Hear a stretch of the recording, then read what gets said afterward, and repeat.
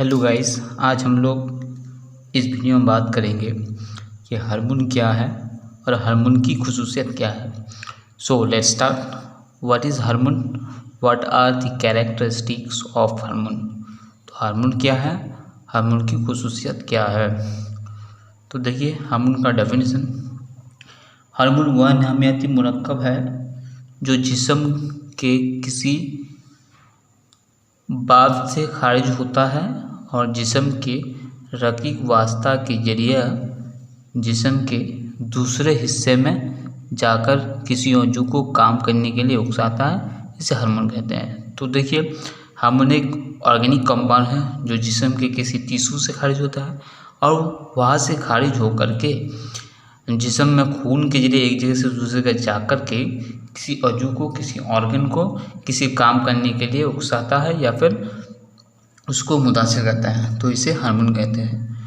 तो हार्मोन का डेफिनेशन हम अलग अलग तरीक़ा से बता सकते हैं। तो ये जो है परफेक्ट एकदम जो रियल में डेफिनेशन है हार्मोन का साइंस में, वो आप लोगों को यहाँ पर बताया हूँ। तो देखिए अब दूसरा जो उसमें क्वेश्चन है कम्प्लीमेंट्री क्वेश्चन। तो देखिए कैरेक्टरिस्टिक्स ऑफ हार्मोन। तो सबसे पहले देखिए, तो कम से कम इसमें 5 मार्क्स का क्वेश्चन है क्लास 10 लाइफ साइंस का।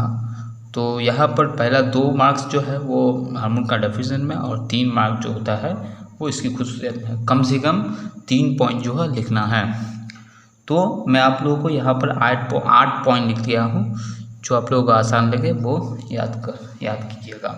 तो नंबर 1 देखिए, हार्मोन बेनली गलतियों से खारिज होता है। बेनली जिसमें नली नहीं होता है।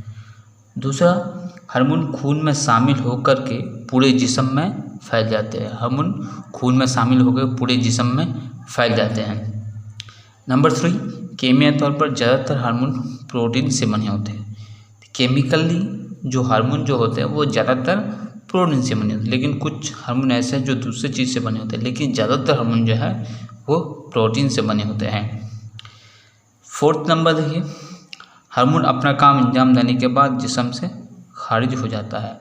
तो हार्मोन किसी काम करने के लिए पैदा होता है जिस्म में, और वो काम जब पूरा हो जाता है तो वो जिस्म में जमा नहीं रह सकता, इसलिए वो जिस्म से खारिज हो जाता है या फिर अपने आप वो तबाह हो जाता है या बर्बाद हो जाता है। 5th नंबर देखिए, हार्मोन किसी खास औजू को ही मुतासिर करता है। तो हम लोग जानते हैं कि हार्मोन पूरे खून के जरिए पूरे जिस्म में फैल जाता है, लेकिन हार्मोन जो है हर एक हिस्सा को मुतासिर इफ़ेक्ट नहीं करता है, लेकिन किसी खास औजू को ही, ऑर्गन को ही इफ़ेक्ट करता है, जिसको हम लोग टारगेट ऑर्गन कहते हैं। तो इसीलिए इसकी ये कैरेक्टरिस्टिक है कि हार्मोन किसी खास औजू को ही मुतासिर करता है। 6th नंबर देखिए, हार्मोन बहुत ही सुस्त रफ्तार से काम करते हैं। तो हार्मोन जो है बहुत ही सुस्त रफ्तार मतलब स्लोली काम करते हैं। क्यों करते हैं? क्योंकि ये ज़्यादा हो जाने से बहुत ही परेशानी, जैसे कि मान लेते हैं अगर जिस्म की बालिगी वो हार्मोन की वजह से होता है, लेकिन अगर वो बहुत ही जल्द तेज़ी हो जाए तो जो है इंसान ज़रूरत की वक्त से ज़्यादा बढ़ जाएगा, बालिगी हो जाएगा, जो परेशानी है। तो इसलिए स्लोली होता है। 7th नंबर देखिए, खून में हार्मोन की मकदार की कमी या ज़्यादती से जिस्म में बहुत सारे मसाइल पैदा हो जाते हैं। तो खून में अगर हार्मोन की मकदार ज़्यादा हो जाए या कम हो जाए, तो ज़्यादा हो जाने से भी अलग अलग तरह की बीमारी हो सकती है, अगर कम हो जाए तो भी बीमारी हो सकती है। तो ये क्या होना चाहिए? कांस्टेंट क्वांटिटी में होना चाहिए। तो लास्ट नंबर देखिए, हार्मोन जिस्म में केमिकल मैसेंजर के तौर पर काम करते हैं। केमिकल मैसेंजर, तो हम लोग जानते हैं वो केमिकल एक केमिया मादा है जो किसी काम करने के लिए जिस्म में किसी खास औजू में टिश्यूज़ में पैदा होते हैं और अपना काम पूरा करके ख़त्म हो जाए। तो ये केमिकल मैसेंजर के तौर पर काम करते हैं। तो देखिए यहाँ पर मैं 8 पॉइंट यहाँ पर आप लोगों को बताया हूँ। तो देखिए इन 8 में से कम 5 या 3 याद रखना ही है, जो एग्ज़ाम में लिखना है। तो आप लोग को इनमें से जो आसान लगे वो याद कर सकते हैं। तो देखिए मैंने ऊपर बताया है कि हार्मोन का डेफिनेशन जो है बहुत ही यहाँ पर लॉन्ग है, लेकिन ये परफेक्ट है, तो इसलिए याद करना है। लेकिन और मैं आप लोगों के लिए और एक अलग डेफिनेशन लिखा हूँ। तो देखिए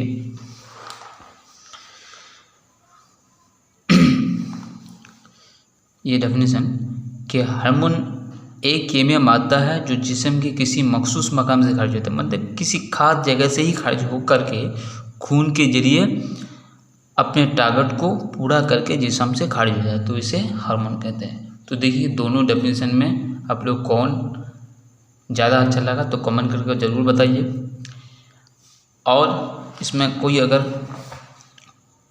समझने में प्रॉब्लम हो तो आप लोग बता सकते हैं कमेंट करके। So thank you for watching, thank you for listening, have a beautiful day.